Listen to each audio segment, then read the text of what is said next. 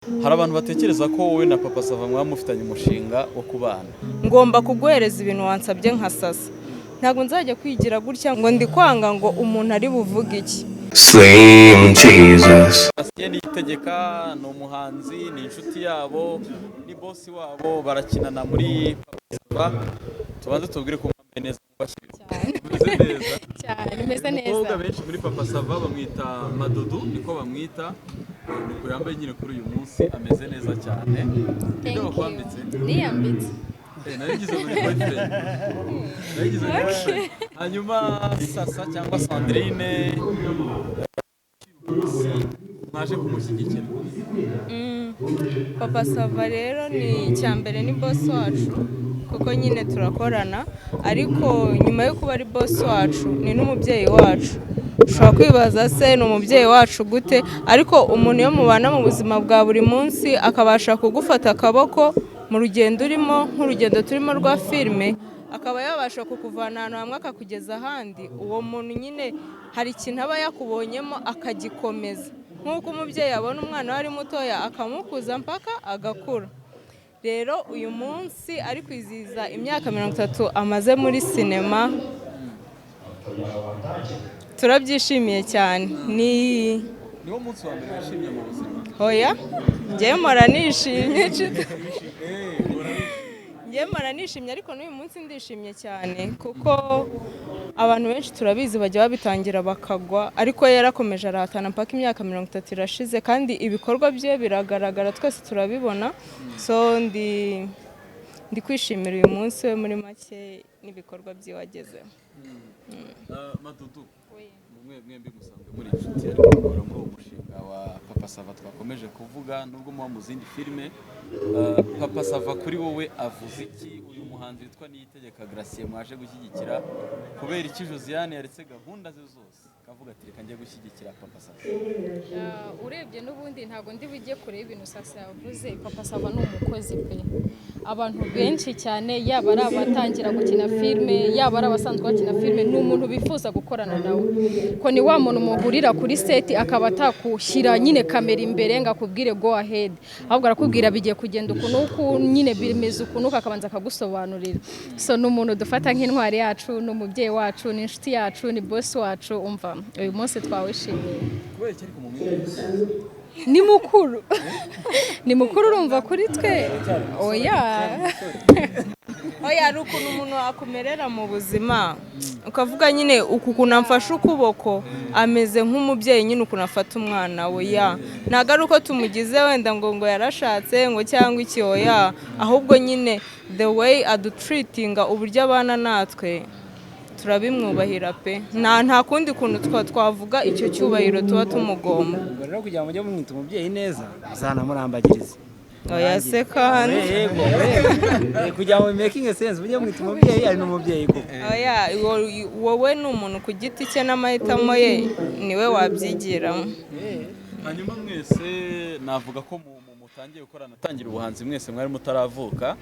Mu bihangano yatangiriyeho byabaye famous cyane, cyangwa wenda muri sinema cyangwa n'ibindi akora, buri wese aratubwira type y'ubuhanzi bwa Gratien Niyitegeka yatumye amukundana mbere yuko batangira gukorana. Dore kuri wowe Madudu. Sha biragoye pe. Biragoye kuko kufata ngo ufate agace gatoya. Hari poetry, hari movie acting, hari theater, hari ibintu byinshi. Urumva byose byiwe ni byiza, ni kumwe washaka kuguhitishamo nyine ikintu cyo kurya ukareba tebukabukaga byose ndagenda nkoraho gato gatoya. Ako nyine ngewe kuri ngewe acting yiwe kabisa. Yeah. Kuri wowe ni acting. Yego. Hanyuma Sandrine, wowe uba no muri sector y'ubuhanzi bushingiye ku busizi, ni poetry, ni movie acting, ni theatre, bimeze gute wowe? Ni spoken word. Spoken word. Yeah. Habiri yakozemo performance hano imbere. Yego. Wabikundiye iki?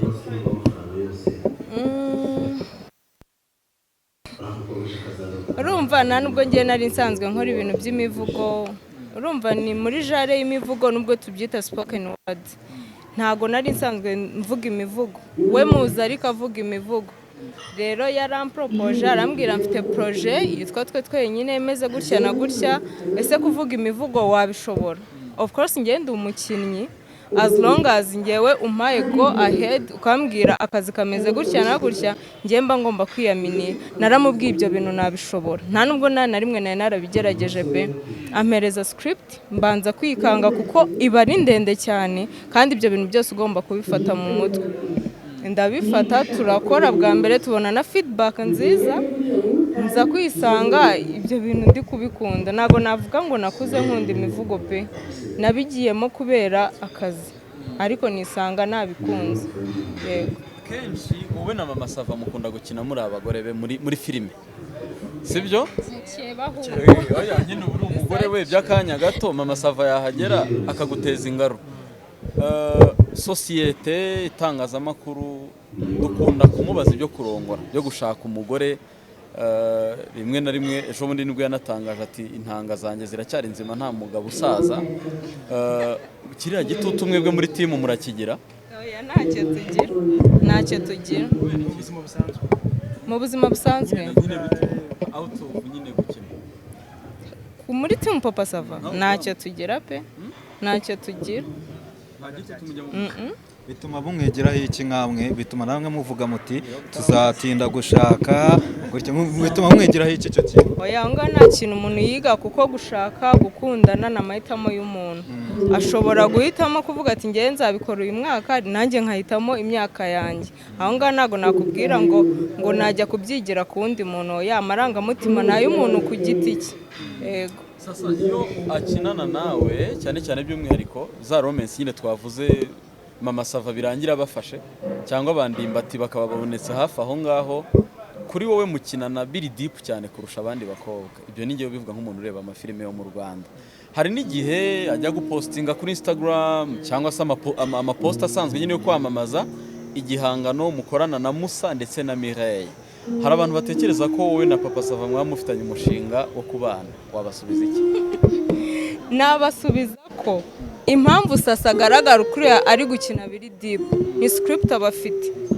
Ngewe Sandrine niba bambwiye ngo ugomba gukina bino bintu as Sasa, ngomba kuguhereza ibintu wansabye nka Sasa. Ntabwo nzajya kwigira gutya ngo nice filime y'abandi ngo ndi kwanga ngo umuntu ari buvuge iki.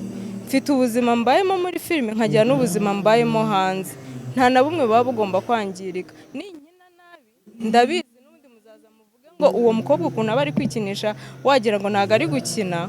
Ibyo bintu nta kintu kirimo, ejo boss anyirukane nzungukira hehe? Hanyuma izo post ze nyine n'ubundi uravuze ngo postinga ngo Mireille Musa ni project twari dufitanye yo gukora udushoti. Amafoto abantu baraberanye. Sorry, ni bande babivuga cita ibyo bintu ko ari nawe ubivuga. Nanjye ndimo mu babivuga. Ni cita ubivuga. Ntago umuntu wese ushyize ikintu hanze aba yatanze uburenganzira bwo gutanga comment umuntu ashaka. So ntago najya kubuza umuntu ngo wikwandika biriya bintu. Ariko ni Sasa mu kazi nkaba Sandrine mu buzima bwanjye. Yego. Ubwo tutekereza ko mwaba muberanye, wowe se ubona mutaberanye? Mu bijyanye n'iki? Bijyanye no kuba mwaba turiyo nabikubwira ariko ntago turi. Nyine ni type z'abasore wakunda beside y'ibyo.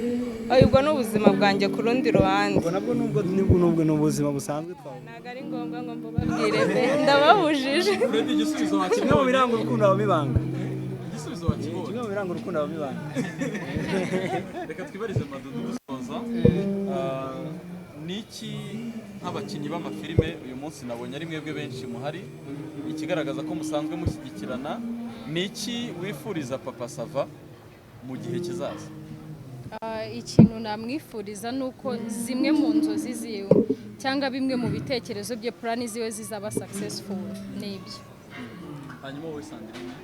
Ikintu mwifuriza nuko atazigera acika intege, agakomeza agahatana, n'ibitari ibingibi bazabigeraho. Mwifuriza kuba byarenga loko bikaba international, akagira nyine akagira umugisha w'Imana. Yego. Namwe murakoze.